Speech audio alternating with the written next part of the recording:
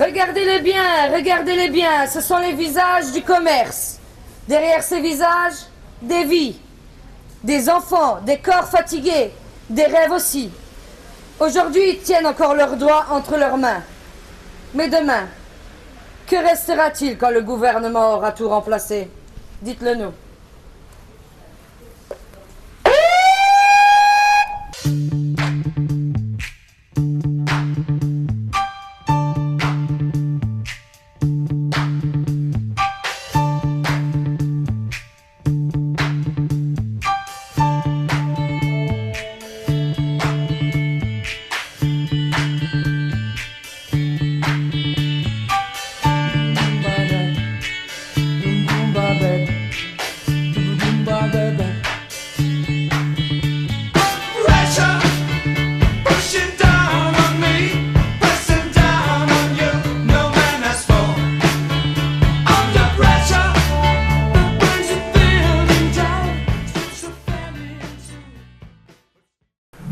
Chers camarades, bonjour à toutes et tous. Je m'appelle Patrick Gourtz, je suis le président de la délégation Cactus, président du syndicat commerce de l'OGBL et vice-président de l'OGBL.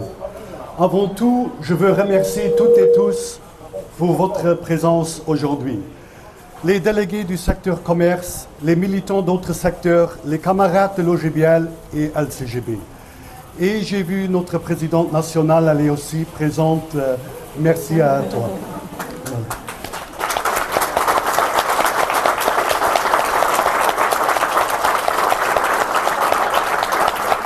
Nous sommes ici pour faire bloc-face à ce que le gouvernement prépare. Ce que vous venez de voir n'était pas une pièce de théâtre, ce n'était pas de la fiction, c'est la réalité. Celle qu'on vit déjà dans le commerce et celle que le gouvernement veut aggraver. Un à un, les droits sont jetés à terre. Le repos, la vie privée, la santé, la retraite.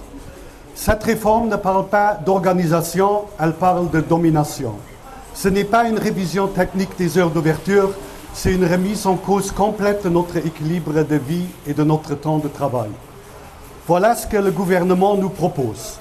L'élargissement des heures d'ouverture dans la semaine, de 5 à 22 heures. Les samedis, de 5 à 19 heures. Les dimanches, de 5 à 19 heures. Tous les jours fériés, de 5 à 19 heures, à part 3 fériés. De 1 à 2 nocturnes par an. La réduction de temps de repos entre 2 semaines. La réduction de temps de repos entre 2 journées de travail. L'affaiblissement des conventions collectives. Attaque contre le droit de manifester avec la possibilité de sanctions qui peuvent aller jusqu'à l'emprisonnement. Et puisque dans le futur, ça sera tellement chouette de travailler dans des conditions pareilles, le Premier ministre Luc Frieden rajoute une couche et annonce dans son discours sur l'état de la nation qu'il veut qu'on va travailler plus longtemps pour avoir la retraite.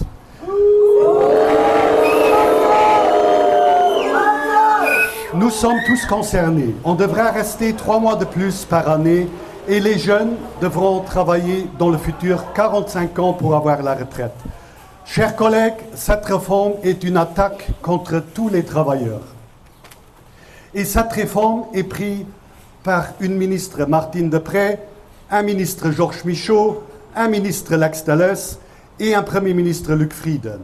Des ministres qui, pour moi, n'ont pas vraiment travaillé de leur vie, car sinon ce n'est pas possible de prendre de telles réformes. Chers collègues, le Premier ministre Luc Frieden veut qu'on va travailler plus longtemps pour avoir la retraite. Moi, par contre, je ne veux pas que le Premier ministre va travailler plus longtemps pour avoir la retraite.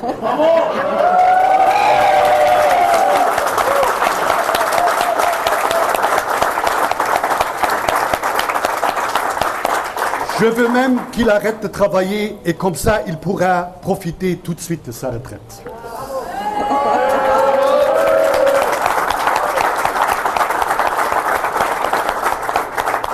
Annelon eenmaal op Lützeburg. De Premier Minister Luc Frieden wil dat wir mehr lang schaffen können, von der Pension zu profitieren. Ich aber will nicht, dass der Premier Minister muss mehr lang schaffen können, von der Pension zu profitieren. Ich will, dass hier direkt ophält mit Schaffen und so könnt ihr dann direkt von der Pension profitieren.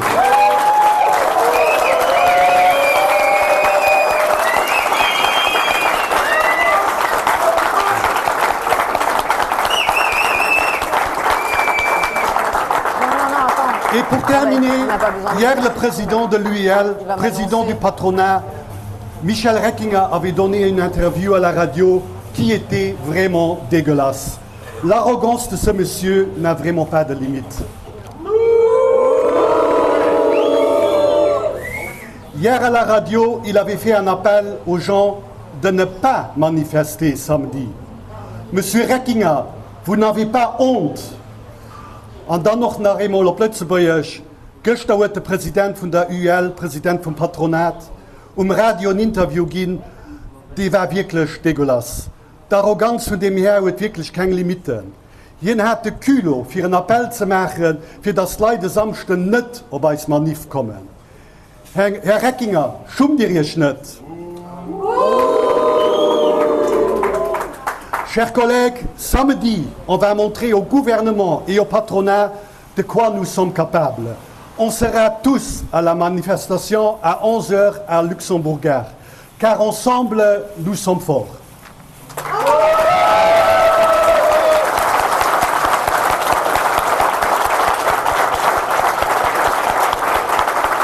Et pour terminer, vive LCGB, vive OGBL et vive tous les salariés. Merci.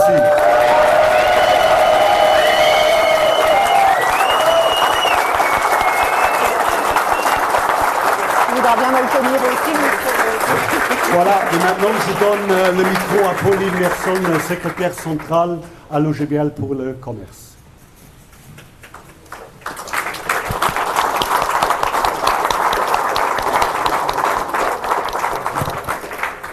Merci Patrick. Ah oui.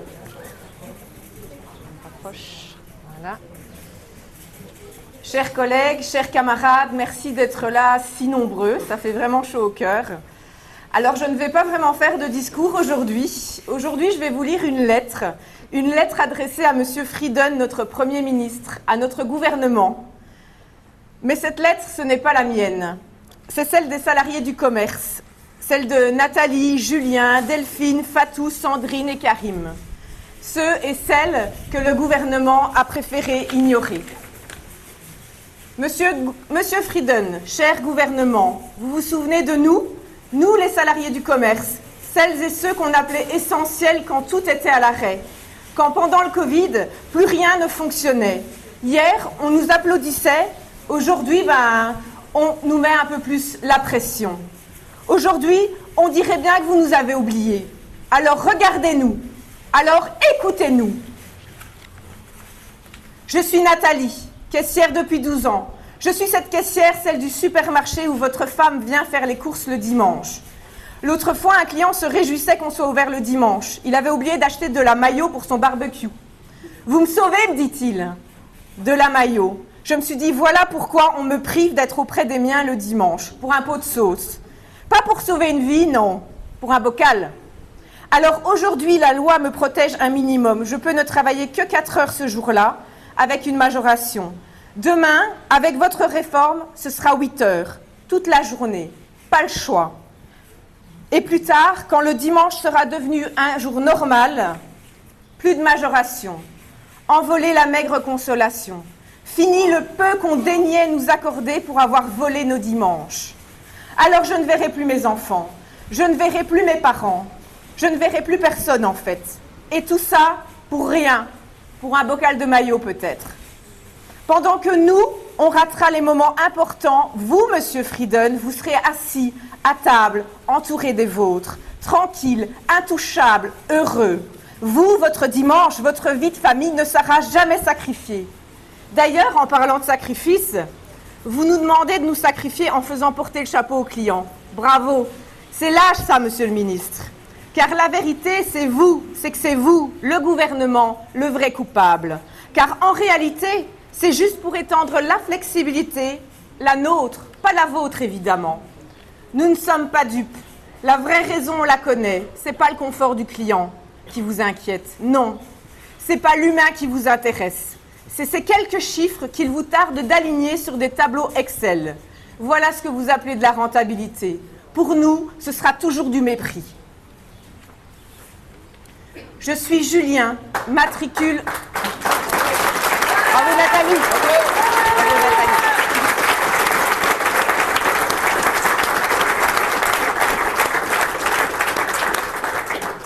Je suis Julien, matricule 1887, parce que visiblement, vous n'en avez rien à faire de mon prénom. Mais derrière ce matricule, derrière cette suite de chiffres incohérentes, il y a quelqu'un. Il y a moi, responsable jardinage, mais pas que. Derrière ces numéros, il y a aussi un père qui assure seul la garde de son fils. Alors moi, sur le papier, je suis au boulot de 8h à 16h. Mais pour ouvrir les rayons, je dois arriver bien avant. Et je pars bien après, parce que les objectifs ne se remplissent pas tout seuls. Parce que la pression que je subis ne me permet pas de me cantonner à la théorie de mes plannings. Et avec vos nouvelles heures d'ouverture, je devrais être sur place à 4 heures, au minimum. Je devrais me réveiller en pleine nuit. Et mon fils, de 3 ans, Alexandre, parce qu'il a un prénom lui aussi, je devrais le réveiller également en pleine nuit. Pas de garderie à cette heure-là, pas de solution. Juste un petit corps fatigué qu'on transporte dans le froid. Et pendant ce temps, vous n'aurez jamais eu à réveiller votre fils en pleine nuit. Vous dormirez à point fermé. Vous serez certainement en train de rêver de la prochaine réforme de merde que vous pourrez nous imposer, main dans la main avec le patronat. Vous essayez de nous faire croire que c'est pour moderniser les horaires. Mais en réalité, c'est juste encore une stratégie de plus pour faire avec toujours plus pour faire avec toujours moins.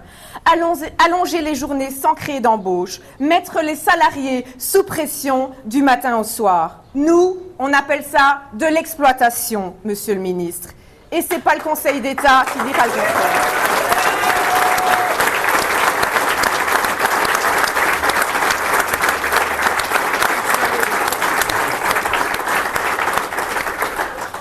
D'ailleurs, vous pensez vraiment qu'en nous flexibilisant toujours plus longtemps, vous allez ramener du monde dans les magasins? Mais monsieur Frieden, les clients sont aussi des salariés. Et personne n'aura envie de faire ses courses dès l'aurore ou pendant son temps de sommeil. Tout le monde préférerait, comme vous, prendre un petit déjeuner tranquille et reposé, pouvoir embrasser ses enfants le soir, profiter d'un dimanche en famille ou encore d'une balade dans la nature.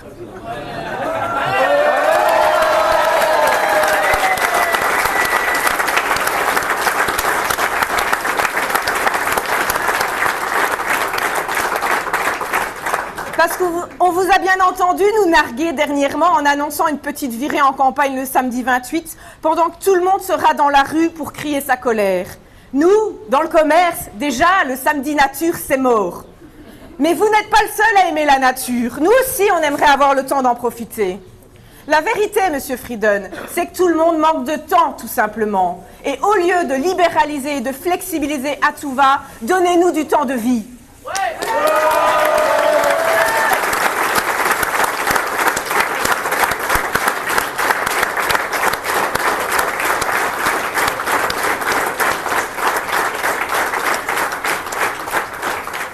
Je suis Delphine, vendeuse en boutique. Je travaille à temps partiel. Officiellement, ce temps partiel, c'est moi qui l'ai choisi. Mais officieusement, j'ai pas eu le choix. Si je voulais décrocher ce job, si je voulais un salaire, il fallait que je signe. Un temps partiel, mon œil. J'ai un avenant presque tous les 2 mois pour étendre mes horaires. Je suis juste, en fait, à la merci de mon patron. 0 stabilité, une vie complètement bancale. Et cerise sur le gâteau, avec vos réformes, monsieur Frieden, vous allez rajouter une couche à toute cette insécurité dans laquelle je baigne déjà. Tout ça pour rien. Parce que quand je fermerai le magasin à 22h, je sais que personne ne viendra à 21h45 acheter un t-shirt. Mais la loi va l'autoriser. Vous allez l'autoriser, monsieur Frieden. Ensuite, je sortirai seule vers 23h, dans une zone quasi vide. J'aurai peur. Et le lendemain... Bravo.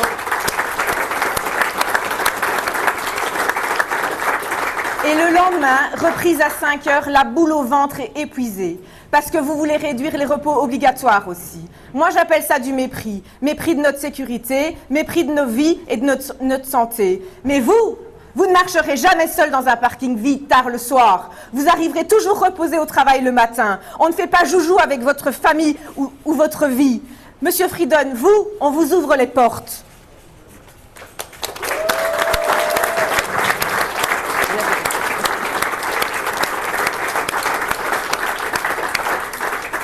Je suis Fatou, femme de ménage. Je travaille dans un centre commercial depuis bientôt 25 ans. J'ai le dos abîmé, les poignets fragiles. Bref, je suis foutue.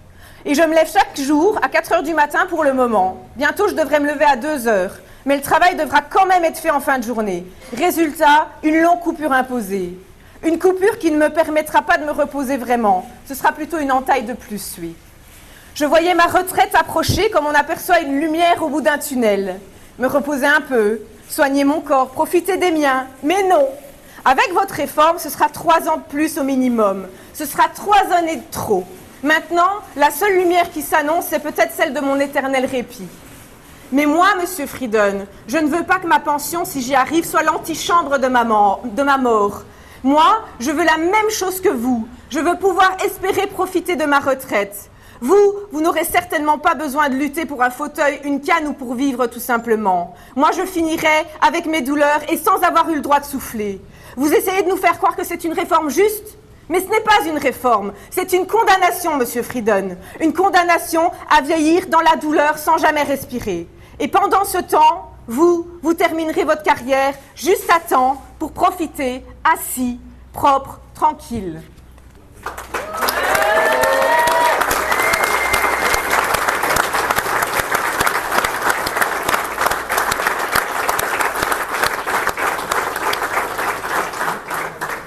Je suis Sandrine, militante. Je suis responsable caisse et je suis déléguée du personnel. Quand quelque chose ne va pas, je parle. Quand on abuse, je m'organise. Quand c'est injuste, je manifeste. Mais aujourd'hui, en vous attaquant au droit de manifester, vous voulez punir celles et ceux qui s'expriment.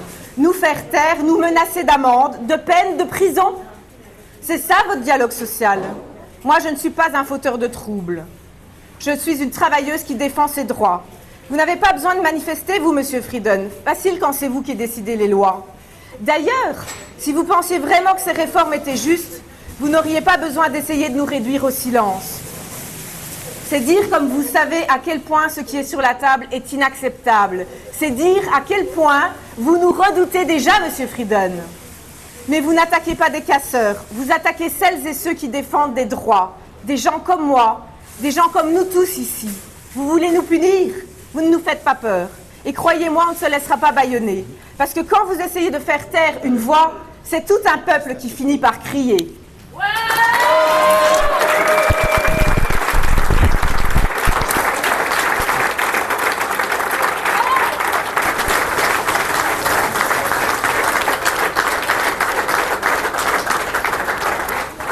Et enfin, je suis Karim, employé en réserve. Je suis ce salarié discret, presque invisible, qu'on veut isoler davantage.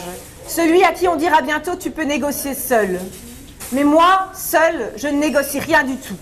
Je suis pris en otage entre la peur de perdre mon salaire et celui qui permet de nourrir ma famille et la nécessité d'améliorer mes conditions de travail. Alors je vais subir, pas le choix.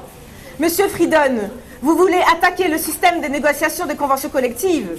Vous voulez nous faire croire que c'est pour nous donner plus de liberté, à nous les salariés. Mais quelle blague! En réalité, on ne va pas se mentir. C'est pour affaiblir les syndicats, casser nos conventions collectives, laisser le patron décider seul. Parce que la liberté de négocier seul, en vrai, c'est une liberté offerte au patronat, pas aux salariés. Ouais.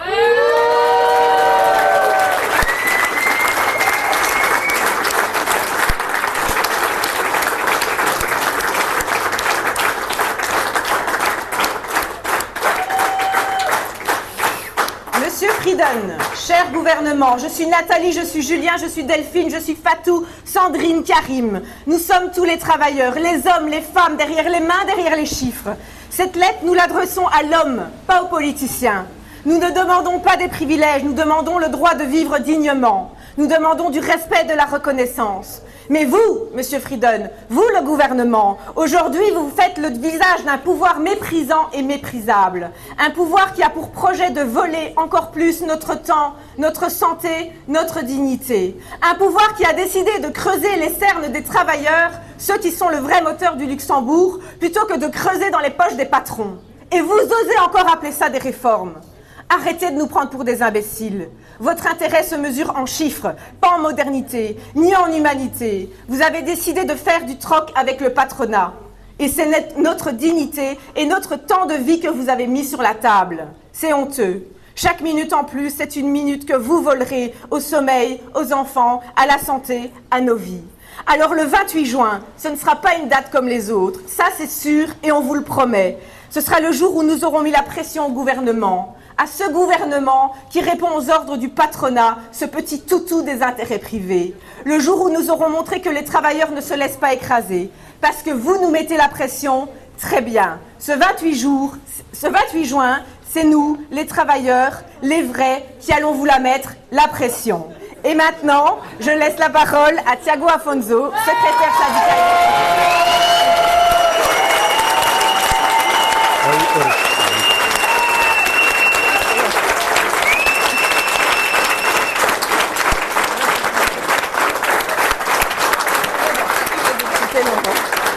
Je pouvais pas faire tout court, je dois supprimer plein.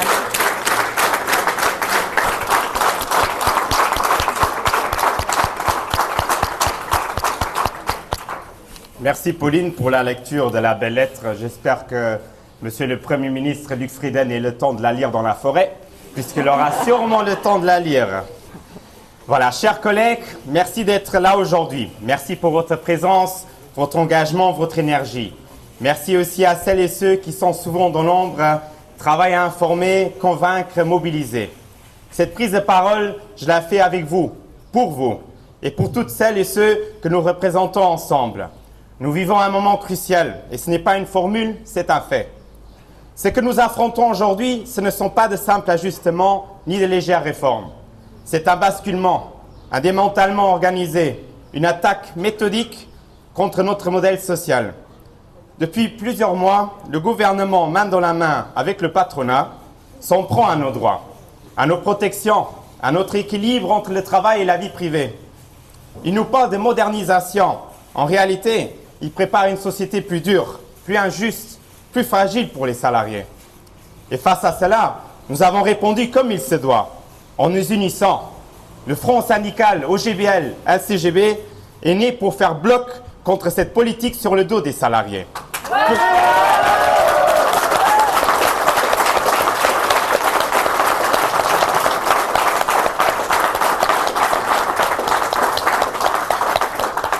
Pour défendre ensemble nos droits et nos acquis, pour dire clairement, ça suffit.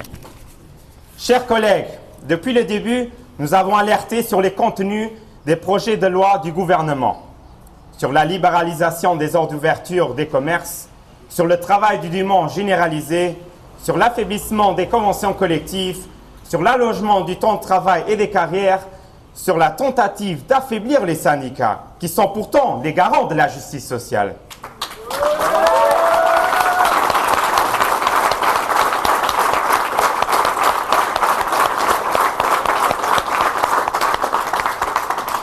Et puis est arrivé un tournant important. Le 3 juin, le Conseil d'État a publié ses avis sur les projets de loi du travail de dimanche et des heures d'ouverture des commerces.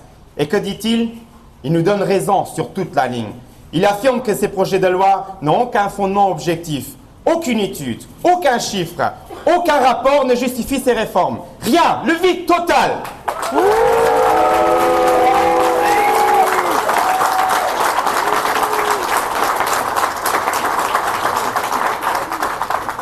Des arguments du gouvernement, de belles phrases vagues comme modernisation, attente des clients, des formules tellement floues qu'on voit clairement que nos ministres ne connaissent pas la réalité du terrain et qu'ils ne savent pas les difficultés auxquelles sont confrontés les salariés du commerce. C'est une attente des clients. Alors l'attente des salariés par rapport au gouvernement, c'est de vous voir pendant une semaine à travailler au commerce, dans une caisse, dans un dépôt, dans des conditions parfois très compliquées, et après on verra si des belles phrases en sortent encore comme un argument.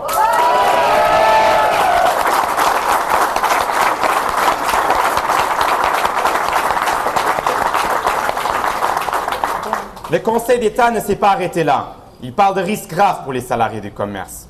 Une dégradation de la vie privée et familiale, un allongement des journées de travail, des horaires imprévisibles, des coupures imposées, une fatigue chronique et encore des inégalités accrues, notamment pour les femmes qui représentent la majorité du personnel concerné. Et surtout, il dit clairement que les projets créent de l'insécurité juridique et constituent une régression sociale. Autrement dit, ces lois ne sont pas seulement injustes, elles sont dangereuses, inefficaces et irréfléchies. Et pourtant, que fait le gouvernement? Il persiste, il continue, il veut passer ces textes en force. C'est pourquoi nous disons, il est temps de montrer notre force. Et cette force, elle s'exprimera le 28 juin dans les rues de Luxembourgville.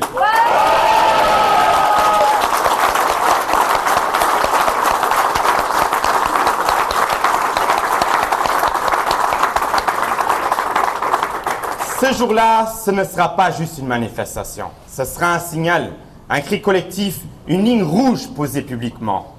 Chers collègues, ce samedi, nous serons là pour rappeler que la démocratie et la justice sociale ne sont pas que des mots. Les syndicats ne sont pas le problème, mais la solution. Les travailleurs ne sont pas une matière première, mais la base même de la richesse de ce pays.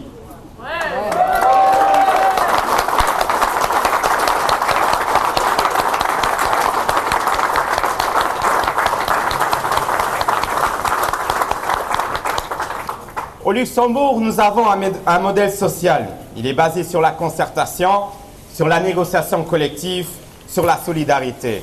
Ce modèle, on ne va pas le laisser détruire pour satisfaire les intérêts de quelques grands groupes. Le gouvernement veut nous faire croire que nous devons travailler plus longtemps, plus tard le soir, le week-end, parfois sans même planifier vos vies.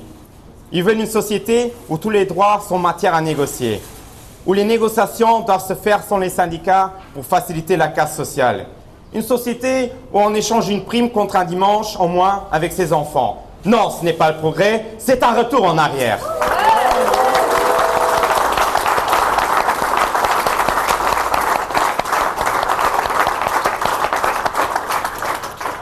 Chers collègues, pendant que le gouvernement s'attaque à nos conditions de travail, à nos salaires, à nos pensions, que deviennent les vraies urgences ? La crise du logement, plus rien du tout. La sécurité sociale et la santé publique, elles souffrent. Le pouvoir d'achat, il s'effondre, surtout avec la fin du plafonnement des prix de l'énergie. L'urgence écologique, mise de côté aussi. Mais pour surveiller les malades, là, nos ministres, ils ont des idées. On entend parler de jours de carence, de chasse aux abus, comme si la maladie était une faute. Bientôt, il faudra prouver qu'on a le droit d'être fatigué. Bientôt, il faudra encore prouver qu'on a droit à des jours de congé aussi.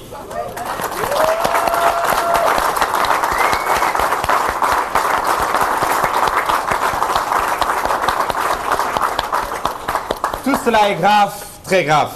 C'est pourquoi au sein du Front syndical, nous franchissons une nouvelle étape. Nous appelons tous les salariés à se mobiliser ce samedi, qu'ils soient du commerce, de l'industrie, de la santé, du secteur public ou du privé, qu'ils soient jeunes ou retraités, qu'ils soient résidents ou frontaliers, car ici, nous sommes tous concernés.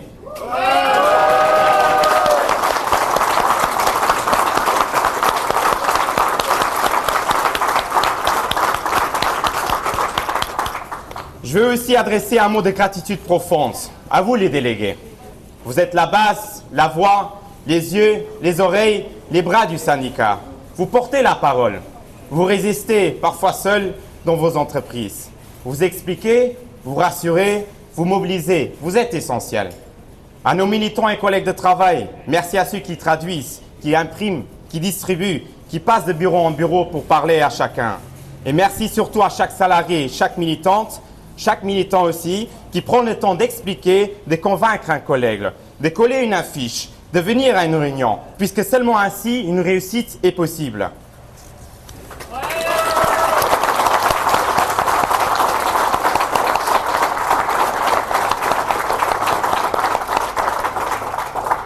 Je terminais en vous disant ceci. Nous ne sommes pas dans une simple opposition. Nous ne défendons pas le passé. Nous défendons notre avenir. Nous défendons l'idée que chacun a droit à une vie digne. Nous voulons un avenir pour nos enfants, où l'on ne doit pas choisir entre sa santé ou le travail, où l'on ne doit pas avoir peur de vieillir, où le dimanche reste un jour pour vivre, pas un jour pour vendre plus.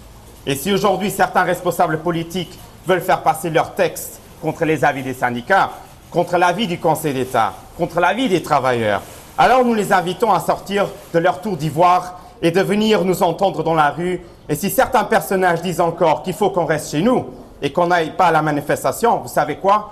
Nous avons encore plus la motivation. Maintenant, et nous serons encore plus nombreux, bruyants, déterminés.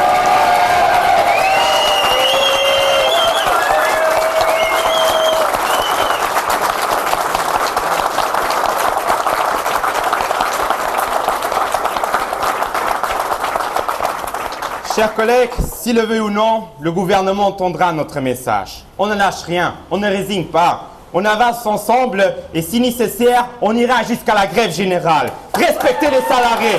Sans eux, notre économie ne sera rien. Rendez-vous le 28 juin, vive le France amical, vive les salariés.